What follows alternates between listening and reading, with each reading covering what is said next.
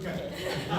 I will give my perception, my perspective of what the book is about. So the book, a little bit of the history of financial planning from a, I guess, to me, a conceptual framework of how financial planning has evolved, what was delivered. So the way I read it was you start from people who are primarily selling products to the people who are then caring about where the clients are coming from, but still subscribing a kind of, this is the plan for you to do to get to where I think you should go, to where would you like to go?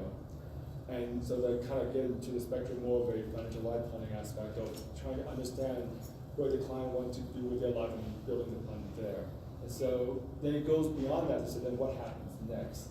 And to me, one of the things that really hit me was the idea that with financial planning being the ultimate liberal arts program, what does that mean? And so I talked a little bit about what that meant to me. And to me, what that meant was that even when we're doing financial life planning, in many aspects, we're still interpreting what the clients are saying through our own previous experiences, our own personal feelings. And one of the benefits of kind of learning and being open to more ideas and different perspectives and approaches is that we open ourselves up to be more accepting of being able to see the client's perspectives more from their perspective than our perspective, even within the confines or within the definition of financial life planning. And so that's generally why I talk about what I thought as a next step, we need to grow ourselves to be more than we are so that we can now accept clients to be more than what we think they are. Okay, so to preface the question, Dick and George gave us a wonderful gift 25 years ago, you know, when they started the financial life planning movement. Oh, sorry. Okay, so what's happened now is Dick has once again given us another gift, in my opinion. He wrote a book called Financial Planning 3.0, and but the thing that I need you to take away is that he wrote the book, but he didn't give us instructions on how to do the financial planning 3.0. Just as 25 years ago, he didn't tell us how to do financial life planning per se. The difference was he was around for 25 years and we could talk to him and, you know, bounce things off of him and things like that. But as somebody so pointedly told me, Roberta, Dick is dead. And he's not going to be around to tell you what his thoughts are or how he would move this financial planning 3.0 in the future.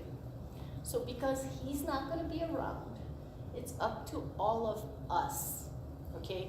Nobody owns financial 3.0. We all own it. It's ours, okay? We have an opportunity, especially the young people here, to move this forward, okay? So let me read the question, and this is Don. In his book, Financial Planning 3.0, the late Dick Wagner identified two periods in our profession's relatively short history. Financial Planning 1.0, which he characterized as the period where the profession developed technical knowledge or sold stuff. Yeah. Okay. And Financial Planning 2.0, where the focus shifted to building psychological skills. In articulating Financial Planning 3.0, Dick encouraged us to move beyond financial life planning, which he located in Financial Planning 2.0. What does it look like to move beyond financial life planning? What skills are missing and need to be developed? What new sensibilities should we be cultivating? Okay, so I can read it again, and Rena is going to scribe what you think. What does Financial Planning 3.0 look like?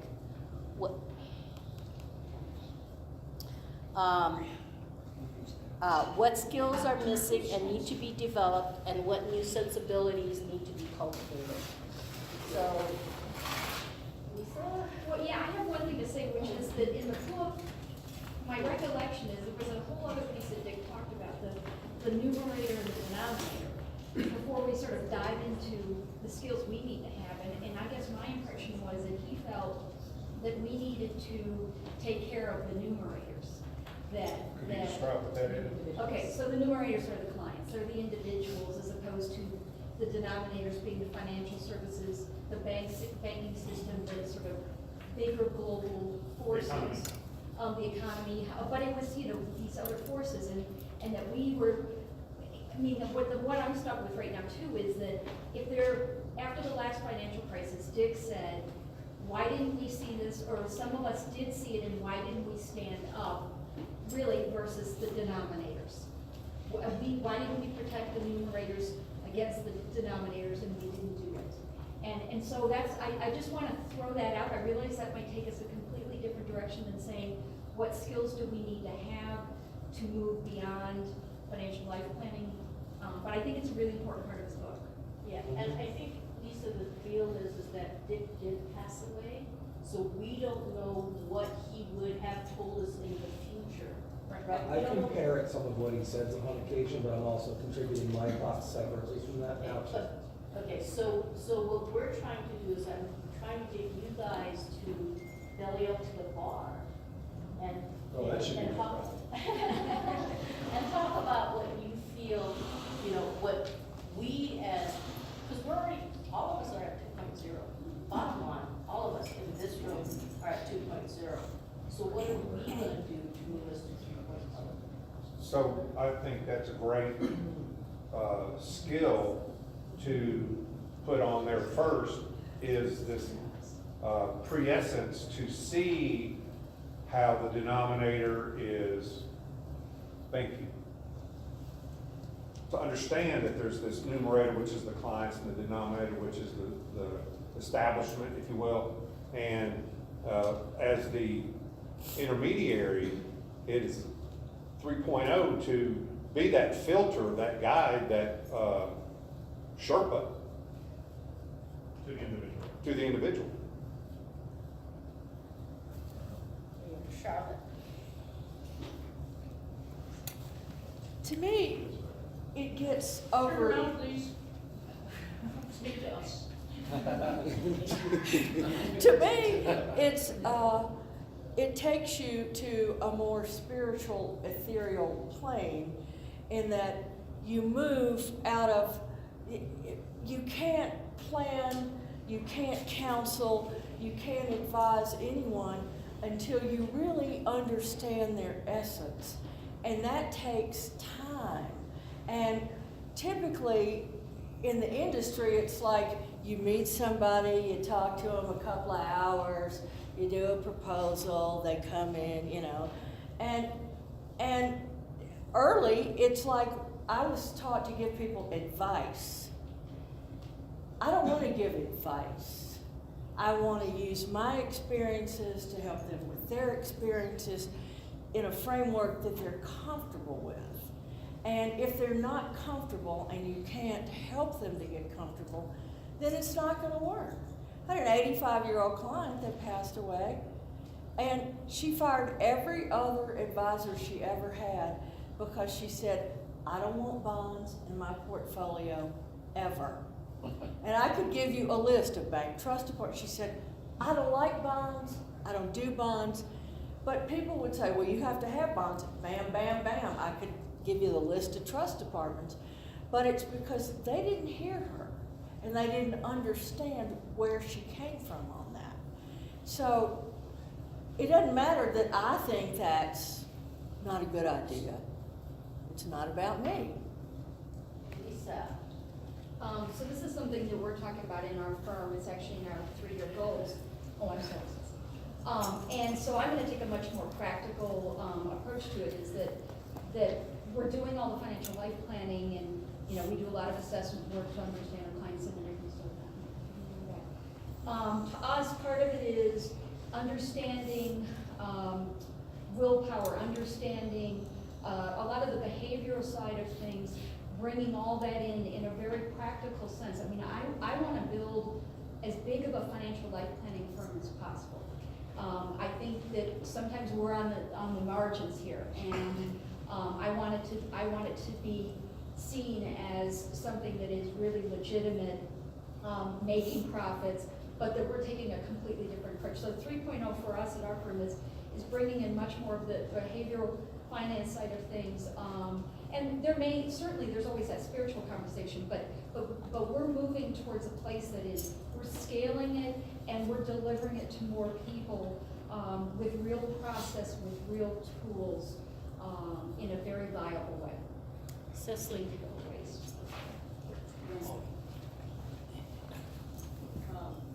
I sort of sit on a top of the bridge between what my highest aspirations would be and the practical side about what can I control and what time frames do I have to do it in, and what can I do to continue being in a sustainable business.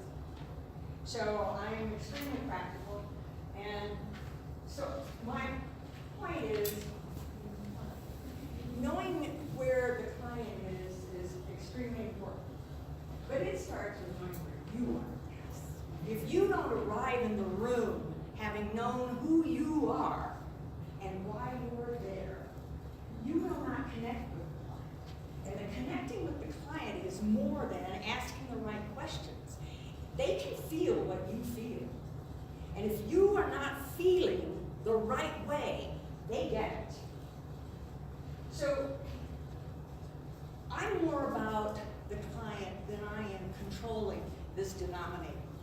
If there are enough of us impacting individuals in our practice, and we're successful at it, we will start to impact the bottom line. The providers of all of this down here will see this, and they will react to it. But it, at this point, is outside our control. That was a wonderful 3.0 thought. Bob, did you want to say something? You moved on a bit, but I'll go back to it because I think it's an important point. So this is Dick's brother, Bob, from Michigan. And I wish to make it clear at this gathering in the next 2 days that I'm also a people person.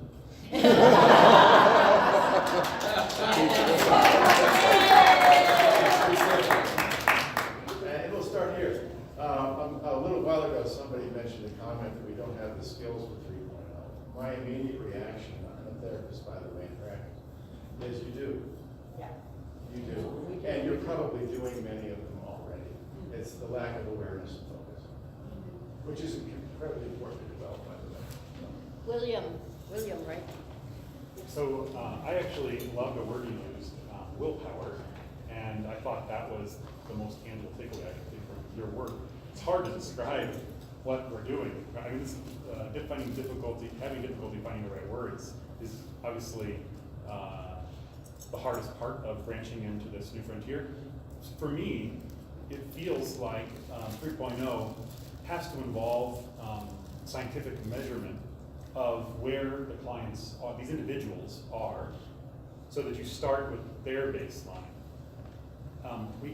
Someone else talked about scaling this, and I think that also necessarily involves scientific measurement of, this is kind of like your work, Susan, measuring what it is that they're doing, what it is that's about them that makes them unique, and having process and procedure for measuring that, understanding their own willpower as it is today, and then separately applying that across our own objective scientific measures of how to advance. If willpower is the issue or something like that behaviorally, we need scientific measures to know where they are and to move the needle. That's my view. Susan? There's a philosophical movement that's been around for a while. The term that they use is non-duality. Some people would refer to it in different ways, but non-duality is essentially that science and spirituality are one. But as you get into non-duality, it's not about the combination of the two that make a one. It's about transcending that one. That there is something underneath, and that what is underneath is really where the power is to affect the change that we're talking about. I don't know everything about that at all. It's a fascinating study. There are conferences, there are books, there are thought leaders. If you Google non-duality and go to YouTube, you'll see some great scientists talking about this. They are generally particle physicists, but it's interesting stuff. The challenge I think that we have is to really face that there's work to do. That it doesn't just happen. It's not a weekend, it's not a year, it's not a book, it's not a conversation. It's all of that. And it's an intention to move into this source beyond the two separates. Allow them to be what they are. Each is important, but it's the combination of the two where you get the true force of nature that I think is what's going to take to move this profession to the high level that Dick is talking about, and beyond that, that he couldn't see, that we eventually hopefully will see. So non-duality would be a word I'd toss out. Just have one quick thing to add, and that, sorry, don't throw it at me because I didn't. Don't throw this. Somebody will be impaled. Not the weapon, yeah. One other point that I think about is helping our clients build in 3.0 resilience and living into the unknown. Because we all know that in fact the work we do is art masquerading as science. That's how we talk about it at our firm. And I think the more that we can be comfortable in the unknown, we can guide our clients into the unknown. That is about resilience. Whatever's going to show up, we can deal with. I think that's a critically important element as we move forward. All this, World War II, et cetera, we don't know, and all we can do is prepare for the uncertainty and the ability to respond to it. Joseph. On the way to that person, I just want to. No. Please. I think the skill set so Susan's financial transition planning work is building skills in us to do this work. And so we have to move beyond the skills of 2.0 to 3.0. I would suggest Ted and Brad Klantz's Financial Psychology Institute is point on. Some of that's already been said, but I just want to. Joseph and then Russell. So just to elaborate a little bit on what I said, actually trying to tag on to what you were saying also. I think a lot of financial planning, the way that's done now, is focusing on taking what we know now and essentially projecting a future based on what we know now, right? But we don't fundamentally know what's going to happen. And so, even just on a practical level, I mean, how many of, right, it is results, but how many of us have done things that other people told us is a bad idea and we wouldn't have did it anyway, and we've been able to do it? But how many of us are comfortable when clients come to us and tell us that they want to do things that we're not comfortable that they're doing and support them in doing it? And so I think that's one of the, but I want to say it's more than that though, because we're kind of, Bob Don was kind of teaching me, our identity is constantly evolving. So any one time we only know what we know, but we need to be aware that tomorrow we're going to need to know more than what we know today. So when we are working, when I'm thinking about working with clients, there's always this sense of what I'm uncomfortable with right now. Why am I uncomfortable with it? And what can I do to expand myself so that I can at least see it more objectively, so to understand at least why I'm uncomfortable with it and to see how I can best support and serve from this point. And so that's one of the reasons why I do believe that a big part of this is to, this is where the stream of consciousness comes in, to know more than what we know now. Not necessarily with that, but just to know more, to be open to more. Yeah, that's how you have to say it. You Yeah. know it. Right. You can be open. Russell. The key is to be comfortable with what you don't know. Exactly. Yes. Exactly. Which is a skill. It is. Which is non-duality. Yeah, so Joseph, thank you, which is that, you said that better than I could have. My sense is that financial planning 3.0 is about impact and accessibility, but not from what we're used to. We're used to living in our realm as business owners wanting to provide value to clients, and we constantly turn it back into ourselves. How are we adding value. It's always about our wheelhouse, and 3.0 is about the client's wheelhouse.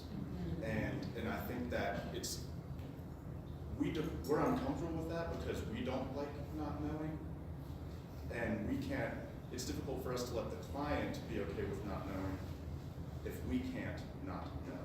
Correct. And I think that we have to be able to remove ourselves from any fear of what the outcome might be and help the client live what it is that they feel like they need to live rather than us imposing things, because as Joseph said, we have a view of what's possible and we don't know what is possible for the client, and we might be restricting them. So 3.0 is about increasing the impact that we have in our relationships with clients, and accessibility not to the profession, but to what the client can actually become. Okay, Grady. Grady was next. Or Grady and then Eric. Those two back there. And then John. And then Lena. Okay. My focus is primarily on old clients, so I apologize for that as for upfront. But when I look at the profession and how it's changed since I've been in it for going on 30 years now, one of the great underserved needs I see is the inability to make discussions or enter in discussions about very uncomfortable issues, about things like declining health with old age and eventual mortality. You know, if your clients can't deal with issues about losing independence and gradually transferring the responsibility over to someone else, that is an area that I find many people are very uncomfortable with. And it's an area that really isn't being addressed. We're addressing the financial aspects of it, but we aren't really addressing the need for them to have someone that they can bounce their fears off of and open up a dialogue about what's going to happen when you can't drive and you're living 15 miles out in the country by yourself. What's going to happen? What do you need to be thinking about now while you can make those decisions to optimize your quality of life later? And so that's an area I think needs to be addressed. Eric? Okay, wait. Eric, Lena, John, Dick, Ed. Sorry, Joe. Okay. I think a lot of everybody's saying similar things, and I think I would add my particular spin on it is the word that's coming up for me is the word courage. Courage to not only talk about the possibilities, but also talk about the impossibilities, the realities of people's lives. And I'm not sure I'm doing, I think that's the next step for me. And I know that in my own life, I'm just now being able to really look at myself honestly. Just for example, with my physical disability, what is that going to mean for my life down the road? You know, and what does that mean now? And what does that mean to my money and my time and how I need to be spending it? And I don't know about you, but a lot of my clients don't like going there. You know, you don't like looking at your own situation and your own limitations within the framework of the possibilities. And so how do I learn that skill and learn to have those courageous conversations so that people can make better choices, choosing their choices? I don't know if that makes any sense to you people, but it's sort of Okay. Who did I choose next, Lena? And then John. The most valuable thing we bring to our clients is Louder. that room. Come to the front, darling.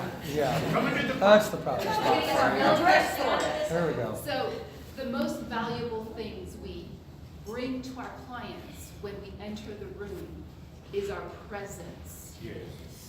And presence is purity. My concept of presence is I don't bring Lena that is 55 years old, that has had these experiences in life, that the minute you say that word, it triggers my mother or father or that experience. 99% of our reactions come from the past. It is very rare that we have a present experience and react to what is happening in the field between me, the client. When we work on ourselves incessantly, and I believe you are never done. I do sit there until you die, and then I'm not so sure you're even done when you die. I'm pretty sure now. Pretty sure.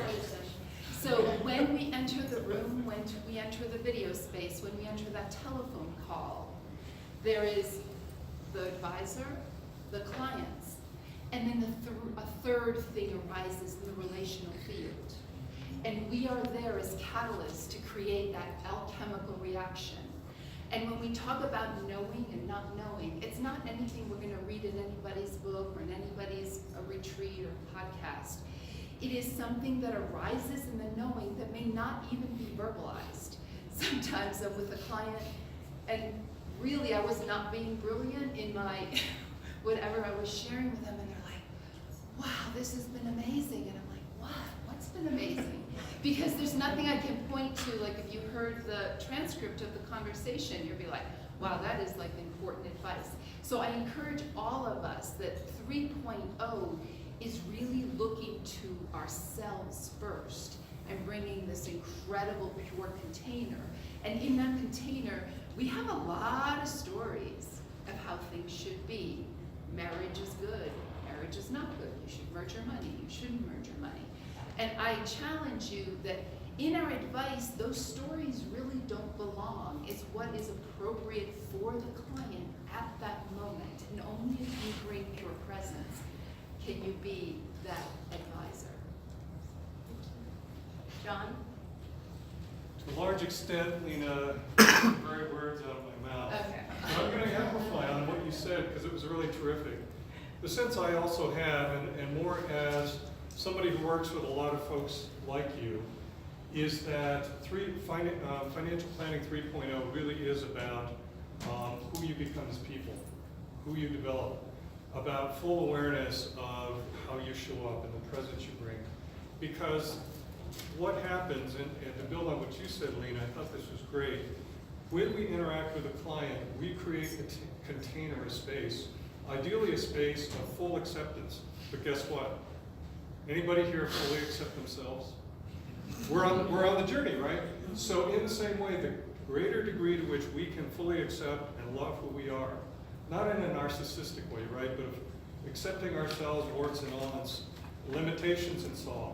Oh, I love what you said, Eric, about connecting with the impossible and saying, you know, there's some things I'm not going to do. And that's part of my reality, accepting diminishment of life ability and life skill and capacity and finance, you name it, right?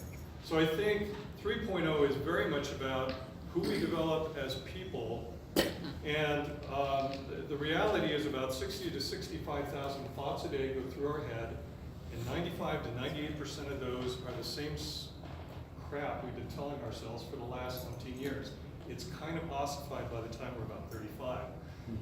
However, what helps us break through to that place of being the right container we want to be with our clients is things like tools like meditation, contemplative prayer, which breaks down the dualism between all the garbage that's going through our head and the things that we don't know, the unknown that we want to connect with and be open to and create the space for with clients.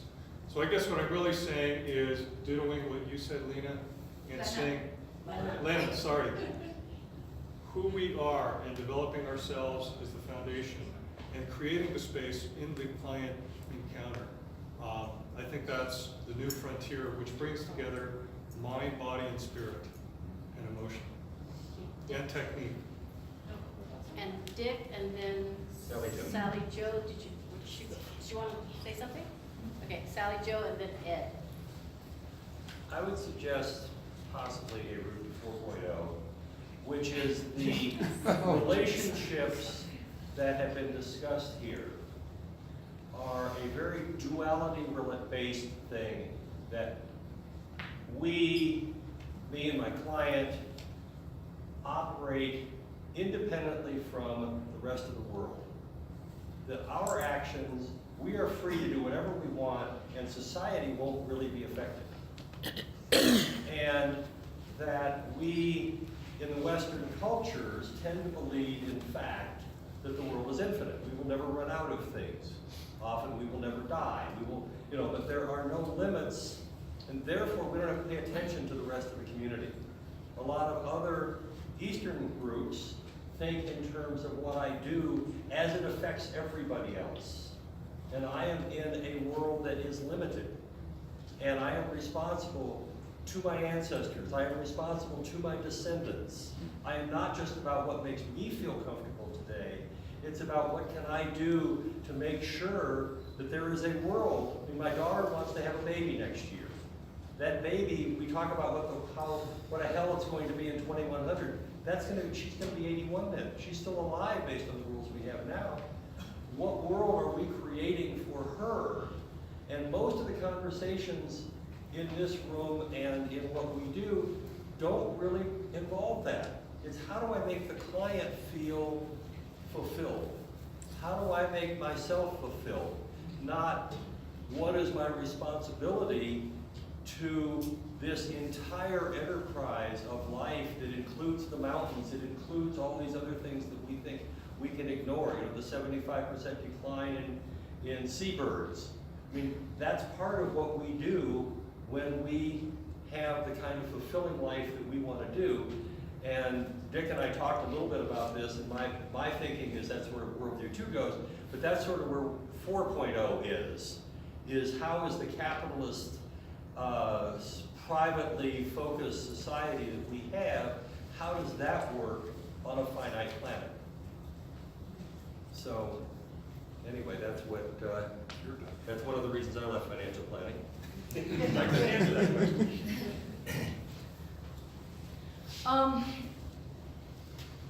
This is the future. And what we've been talking about recently is no different than what we put on the board here. It's just, what do we want to talk about next?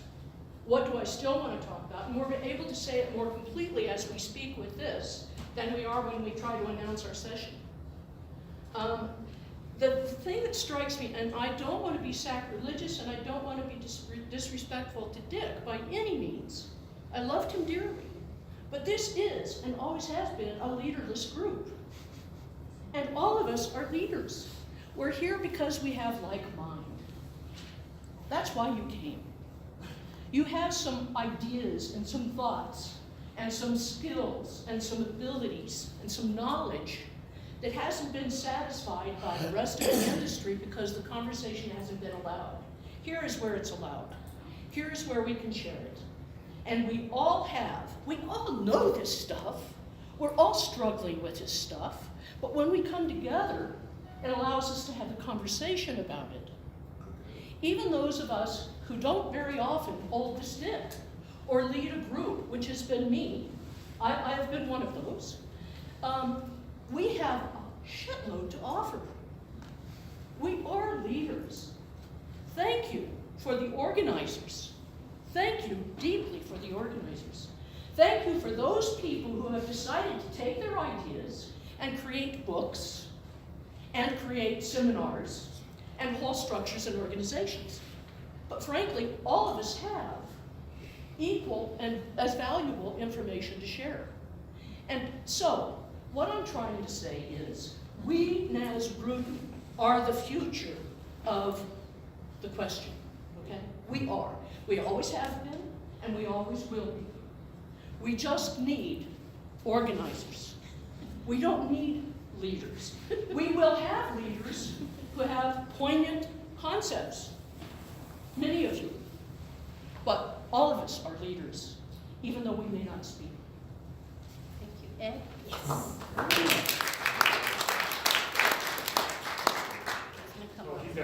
He's going to come up. Is there anybody else other than Ed? Is Ed William? Okay. Yeah. So what Sally Jones was going to say is, Roberta, don't leave. Roberta! You're doing a real slapping thing today. Don't hit him too hard. Spunky. That thing kills mine, so. It's pretty amazing. I'd like to give some random reflections as I've been listening to this. First of all, Sally Joe, where you been? Because you come back every X years, and it's like you make me missing you in the intervening years. You come up with the fullness of your being, and holy shit, in technical terms. But seriously, this is just fabulous. I want to pick up on one thing that you're describing us as a leaderless group. I was in a group when I was with KPMG in Chicago. We used to meet, I think we called it Spirit at Work. And we were talking about leadership, and a fellow that worked for Chicago Bank in organization development said, no, we're not a leaderless group, we're a leaderful group. And I just love that phrase. I've never had occasion to share it. Well, I guess maybe very occasionally, but I guess this is the perfect opportunity. And you know, in organizational work, there's the notion of being a leader at whatever level that you find yourself. And that means it's maybe we need to look into our clients and help them look at where their leadership is, where is their power. And so Eric scooped me because not for the first time, because when I was putting together all the bits of wisdom or gobs of wisdom that were coming at the same core in different ways, it seemed to me that the word courage really resonated, because it takes courage to look inside ourselves and not turn away. And when we turn away, to know that we're turning away and come back to the self-examination, to make friends with ourselves, friends with our experience. So I'm thrilled at this conversation because I think of Gail Coleman, who was the first one to say, in my experience, you can't ask a client to go where you haven't gone before. And that almost sounds like almost hackneyed, except it's brilliant, and it's true. And we're discovering ways in which that's true today. And I'm grateful for the conversation in a greedy way, because I'm going to be doing a session at the AICPA Summit in January on true leadership, which is bringing your full self to your work and to your clients. And this gives me a lot of expert opinion about that and ways to go with it. So thank you on that. But I'm trying to think of who it was, the prayer that begins with, Lord, make me an instrument of your peace. St. Francis. Well, that's a pretty good source, St. Francis, yeah. And thank you. And so we are instruments, much like shamans and other folks are instruments. And a lot of you, I've used this notion from time to time that financial planning, without being ecclesiastic, is a ministry for a lot of you. And so we're asking our clients to go on that journey with us. And so we need to model courage if we're asking them to be courageous and looking at themselves. And so that involves this great phrase that I heard somewhere, being in conversation with your life. And one of the greatest things that we model, I as a coach, consultant, and whoever and whatever I am, and you as planners and whoever else, is to invite them into that conversation with themselves and to use ourselves as an example, and for me, as a model. And not a model of purity at all, but a model of being on the journey or in the conversation. So I have to say that every coaching session I do, when I'm at my best, I'm aware of things that I do that aren't perfect, if I can use that phrase, and use that to use that in the conversation, and then use it to deepen myself. I guess I'll leave with Vladimir Horowitz, this great 20th century pianist, concert pianist genius, was asked, Maestro, you're 92 years old, and your practice You. We noticed. You're 92 years old and you say you practice 3 hours a day. Do you know the story of your son? So what was his answer? I don't remember, but I was really moved by it. My recollection is that his answer was, I practice because lately I've been noticing some improvement. Thank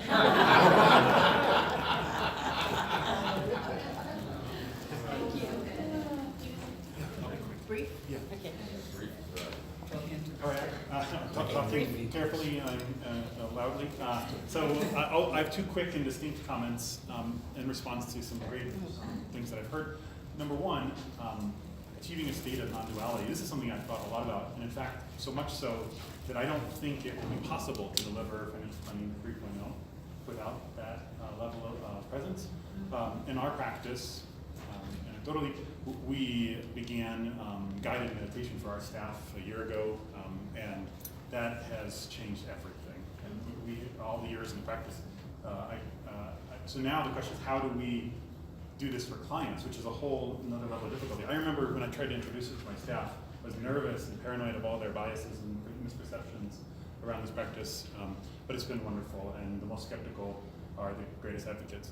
Okay. Item 2, I've heard a few comments yesterday and today, and we had a discussion briefly about this, and it's something that I personally have some disappointment in as a practitioner, and it's the end of history illusion, and there's comments just keep causing this to be recalled for me. It's the idea, for those of you who are not familiar, that when we plan where they are at this exact moment. We extrapolate their present self as if that will be always their future self. And I think that's a real shame. I mean, if you think of like all software in our industry, it's all predicated upon this moment in time.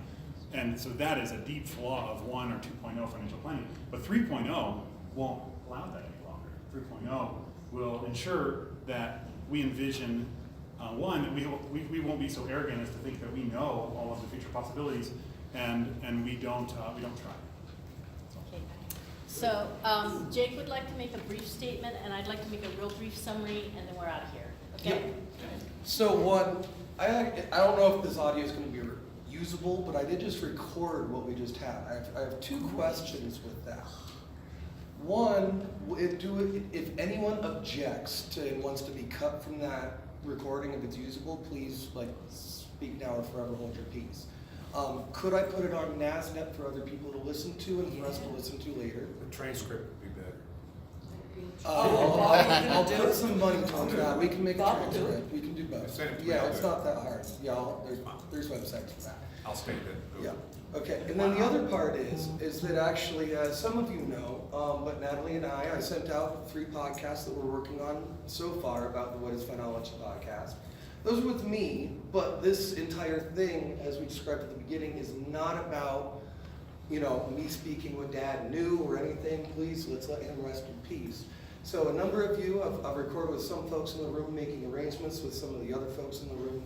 Stuff like when we're really excited for Natalie and Susan to talk, for example. And just what I'm doing is making a container so that we can have a place to have these conversations. And I just wanted to let you guys know that it'll be whatisfinology.org.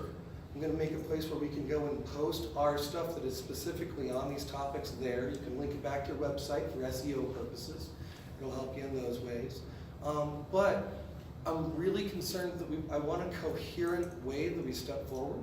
I have my way of understanding. We're going to continue to pick on Susan. She has her own, amazing and wise way of understanding this work and bringing it forward. And so I just want to make a space in the container so that as we have these ideas, we have a place where it can be shared, a place where people are going to know to listen.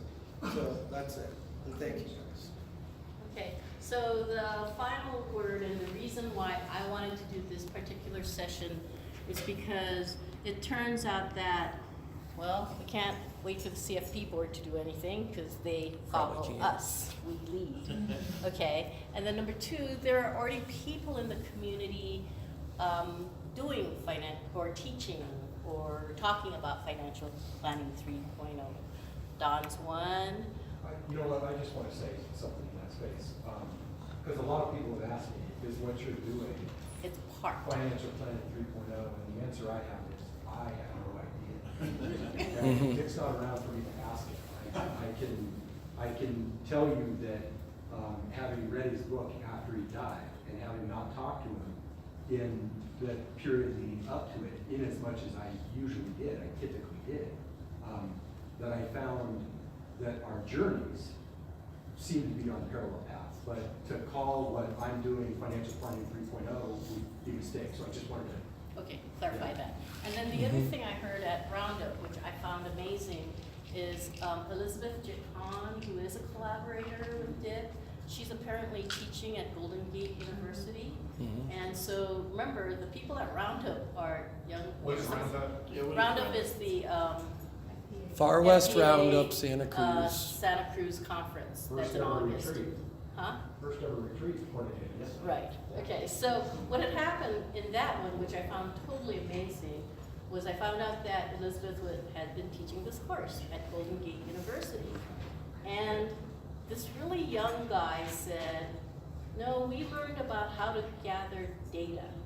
And it was interesting because I think what he's doing, or what she seemed to be implying or teaching, is that she's incorporating some of the financial 3.0 skills in this data gathering. And I thought, I don't think he really knows what he's talking about. You know, he can't quite put it together, but he's definitely on a track. And for me, just sitting there listening to him, it was like, wow, this is great, because it's a gift that Dick left all of us. Financial planning 3.0. It wasn't, just to Jake or just to Sally Joe or just to Dick. It's for all of us. And I hope you enjoyed this session and this conversation. Thank you.